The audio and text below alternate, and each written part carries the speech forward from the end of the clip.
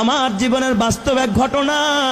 বগুড়ায় কয়েক মাস আগে আমার এক মাহফিল শেষে যখন ছাত্রদেরকে পাগড়ি প্রদান করতেছিলাম, হাফেজ ছেলেরা পাগড়ি নিতেছিল, নাম বলতেছে এক এক ছেলের মাথায় আমরা পাগড়ি পড়াচ্ছিলাম, আলেম ওলামারা সহ। হঠাৎ এক ছেলের নাম বলতেছে মুআজ রহমাতুল্লাহ আলাইহি, নাম বলছে, কিন্তু দেখি কোনো ছাত্র সামনে নাই। কিরে মুআজ কই? কয় হুজুর মুআজ তো মারা গেছে। তাইলে নাম কেন পড়লেন? পাগড়ি কারে দিমু? কয় হুজুর পাগড়িটা হাতায়া দেন, মুআজের মা পর্দার আড়ালে বসে আছে, সেখান থেকে পাগড়ি গ্রহণ করুন। প্রত্যেকটা মানুষের দিল নরম হয়ে গেছে। পাগড়িটা হাতায়া একটা ব্যাগে দেওয়া হলো, ছোট্ট একটা বাচ্চা নিয়ে মুআজের মার কাছে পৌঁছায়া দিল। বয়ান শেষে আমি যখন খানা খাচ্ছিলাম, মুহতামিম সাহেবকে জিজ্ঞাসা করলাম, মুহতামিম সাহেব, জীবনে এই অভিজ্ঞতা আমার এই ফার্স্ট যে মৃত ছেলেকেও পাগড়ি দেওয়া হয়। এই কথা বলতেই মুহতামিম সাহেব দেখে কাঁদতেছে, বড় হাফেজ সাহেব পাশে বসা, সেও কাঁদতেছে।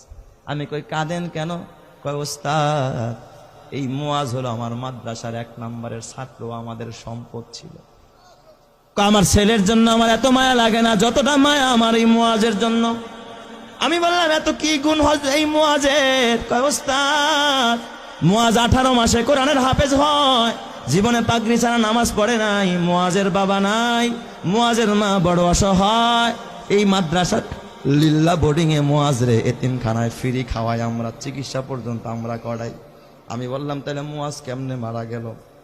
কয় হুজুর কিছুদিন আগে চিকুনগুনিয়া জ্বর হয়েছে, আমরা ওর মারে খবর দিলাম, বললাম মুআজের মা মুআজের বাসায় নিয়ে যান, চিকুনগুনিয়া জ্বর হয়েছে।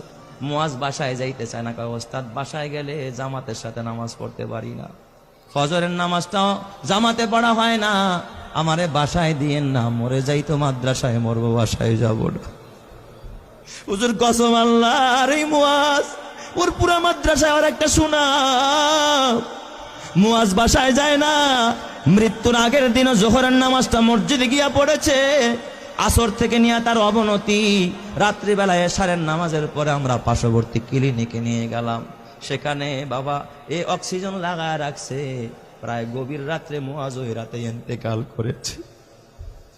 হুজুর মুআজ ইন্তেকাল করেছে, আমরা স্তব্ধ হয়ে গেছি। মুআজের দাফনটা আমাদের মাদ্রাসার গেটের পাশে মাদ্রাসার কবরস্থানে আমরা করেছি। হুজুর আমি বললাম তাহলে ঠিক আছে, মুআজ ইন্তেকাল করলো, তাহলে পাগড়ি কেন মুআজের মাকে দিতে হবে?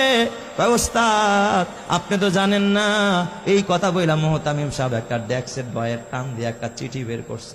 কয় দেখেন, এই যে পত্র পাঠাইছে মুআজের মা। আমি চিঠিটা খুইলা দেখি মুআজের মা লিখছে সংক্ষেপে, ওস্তাদ হাফেজ সাহেব সব ছাত্রকে পাগড়ি দিবেন, কিন্তু আমার কলিজার টুকরা, আমার কলিজা সেরা ধন মুআজরে পাগড়ি থেকে বঞ্চিত কইরেন না, আমার মুআজরে পাগড়িটা দিবেন। এই আবেদনটুকু করেছে। হাফেজ সাহেব মুআজের মারে ফোন দিয়া ব্যাখ্যা চাইলো কেমনে পাগড়ি দিব। মুআজের মা ফোনের মাধ্যমে জানায়, ওস্তাদ এই দুনিয়া আমার মা নাই, বাবা নাই, চাইছিলাম আমার মুআজ আমারে দাফন করবে, আমার সন্তান আমারে জানাজা পড়ে আমারে কবরে রাখবে, কিন্তু আমার মুআজ যে আমার আগে চলে যাবে আমি মা ভাবতে পারি না। এই দুনিয়ায় এখন আর আমার কেউ নাই, দুনিয়া আমার স্বামী নাই, আমার মা নাই, বাবা নাই, আমার কলিজার টুকরা মুআজও চলে গেল। ওস্তাদ ওই পাগড়িটা আমি মা আমার মাথার কাছে দিয়া, মাথার নিচে দিয়া আমি প্রতি রাত্রে ঘুমাবো, আর আমি আমার ওয়ারেসকে বলে যাব, আমার ওয়ারেসেরা আমার মুআজ তো জানাজা পড়তে পারবে না, আমি মা যদি মারা যায় তোরা আমারে বাজারের কাফনের কাপড় দিয়ে আমারে কাফন পড়াবি না। আমার মুআজের যে পাগড়িটা মাদ্রাসা থেকে পাইছে, আমি মাকে আমার কলিজার টুকরার পাগড়িটা দিয়ে আমি মারে কাফন পরাই আনছি। আমি এই পাগড়িটা কাফনের কাপড় হিসাবে ব্যবহার করব, এই জন্য আমি শুধু পাগড়িটা চাই।